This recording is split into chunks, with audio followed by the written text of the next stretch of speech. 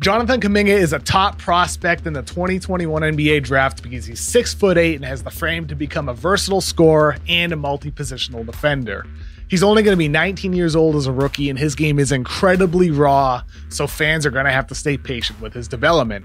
Today in The Void, let's break down what Kuminga can become in the NBA. Kuminga flashes advanced shot creation abilities with crossovers, spin moves, and hesitations, all to generate space off the bounce. He has a quick first step and he's explosive around the rim. And with his sheer size and strength, he can plow through defenders to get inside. He flashes star scoring ability and has the physical tools to someday bring it consistently. He occasionally makes slick passes, especially in the open floor, and teams could get creative with his role. He could be utilized bringing the ball up the floor and running the pick and roll, or he can post up and draw two defenders to create a passing lane. And with his size, he could be utilized as a screener who can roll to the rim as well. Let's say Kuminga got drafted 7th by the Warriors. He could be plugged into Draymond Green's position, setting picks for Steph and Curry, feasting against defenses who need to account for Steph. Or if the Thunder used the 6th pick on him, he could help create mismatches for Shai Gilgeous-Alexander by setting a screen and then letting him create against a switch. Kuminga could do the same against smaller defenders. He's so fluid with the ball in his hands, he gets low to the floor and takes massive strides to get to the basket in just 1 or 2 dribbles. Kuminga has the ability to overpower his opponents, but, and this is a big but, he has bad shot selection. He takes a ton of shots despite having open teammates, and he tends to get flustered when pressured and jacks up contested shots. He's a bit of a ball stopper who doesn't usually catch the ball and go straight into his shot or make a play off the dribble. It doesn't help that he's an inconsistent shooter who's never had good percentages despite looking comfortable and looking confident from deep range. Kuminga is skilled at scoring at the rim, but having subpar touch away from the basket on runners and floaters and pull-up jumpers, plus a poor percentage from the free throw line, is a fair reason for concern about the future of his jump shot. Kuminga is undeniably raw, but has clear major upside here. The key is his jump shot. That has to work out. He needs to figure out how to become a consistent, efficient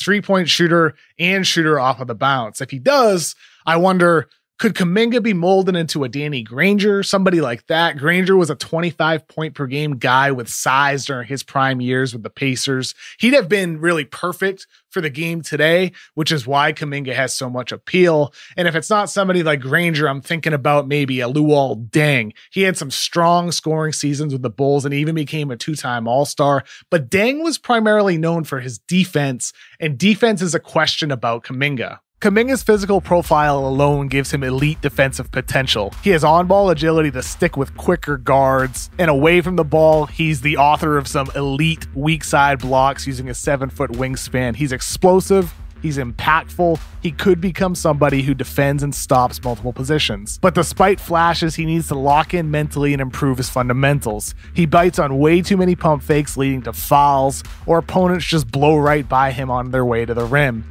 And his effort comes and goes. He's aloof off the ball, too often finding himself out of position on rotations. Kuminga has too many elite physical tools to have these solvable issues on defense. We've seen elite athletes never click on defense before, like say Jeff Green. Of course, Jeff Green, you got to give him props for having a successful 10+ year career in the NBA as a really good role player for a bunch of different teams.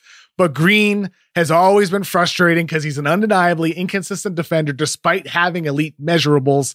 And it's frustrating to watch. You don't want to have that problem with Kuminga. So where's Kuminga going to go? He had a group workout with the Cavs, with the Raptors, the Magic, and with the Thunder. Those teams are drafting 3 through 6. It seems like Kuminga starts at 6 with Oklahoma City. Cleveland, Toronto, Orlando, those teams are looking in different directions at the moment.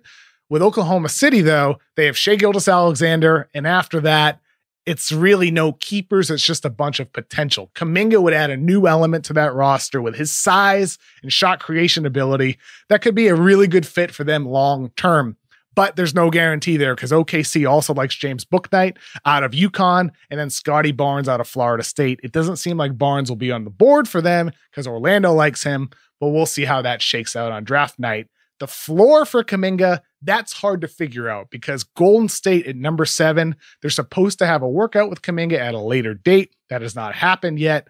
but they might not have their pick. They're involved with a bunch of trade conversations with teams that don't have picks, with teams drafting lower than them. So there's the possibility for a trade down or a trade out. And if they keep the pick at 7, would they want to draft a raw scorer like Kuminga? I just don't see it after the Wiseman situation last year. So we'll see how this shakes out for the Warriors and the Thunder and all the teams drafting in the top 10. No matter where Kuminga goes, he needs to be better to maximize his potential, both on offense as a scorer and on defense as a versatile player who's strong enough to battle against bigger opponents and mirror the smaller, quicker players. But potential, that's a common word used to discuss every area of Kuminga's game. For a significant reward, the team that drafts him is gonna have to be willing to take a massive risk. Thank you for watching this week's episode of The Void, and please be sure to subscribe to The Ringer on YouTube. We got a whole bunch more draft content coming up before the draft and after it, so be sure to subscribe to stay plugged in for that. Thank you again for watching. I hope you have a fun day.